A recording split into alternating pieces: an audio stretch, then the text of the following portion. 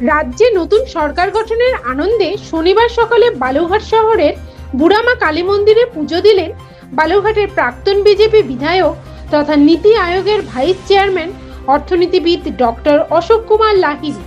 এদিন বুড়ামা কালীবাড়িতে পুজো দেওয়ার পাশাপাশি তিনি সাধারণ মানুষের সঙ্গে কথা বলেন। এরপর তিনি তিওরের ভারত সেবাশ্রম সংঘ পরিদর্শন করেন এবং সেখানে থাকা ছাত্রদের সঙ্গে মত বিনিময় করেন।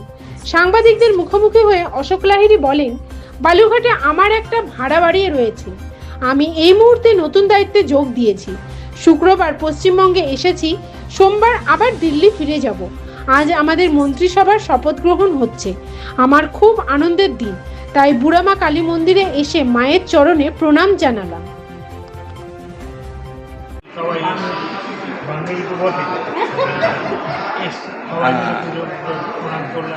আজকে পশ্চিমবঙ্গের ঐতিহাসিক একটা পরিস্থিতির মধ্যে দাঁড়িয়ে আছে, আজকে আপনি বালুরঘাটে। বালুরঘাটে তার কারণ হচ্ছে এখানে আমার একটা ভাড়া বাড়ি আছে, আর আমি এখন নতুন চাকরিতে জয়েন করেছি।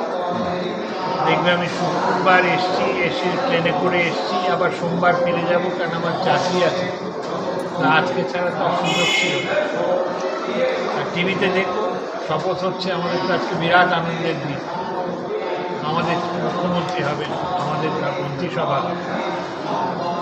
এর থেকে ভালো কাজ কি হতে পারে? বুড়াকালীর কাছে এসে প্রণাম করছি যখন আমাদের শপথ গ্রহণ। এই দীর্ঘদিন থেকে এই যে চলে যাওয়া কেমন লাগছে? মন তো খারাপ হয়েছে। বালুরঘাটটা আমার একটা বুকের একটা অংশ হয়ে গেছে। বহু লোককে চিনি, কিন্তু আসবো। এরা যে ভাবছে ওরা নিরাপদ হলো, আমাকে ভাগিয়ে দিয়েছে, আমি ভাগাতে আমাকে পারিনি। আমি আবার আসবো, বারবার আসবো। তো একটু হিন্দিতে বলতে হবে।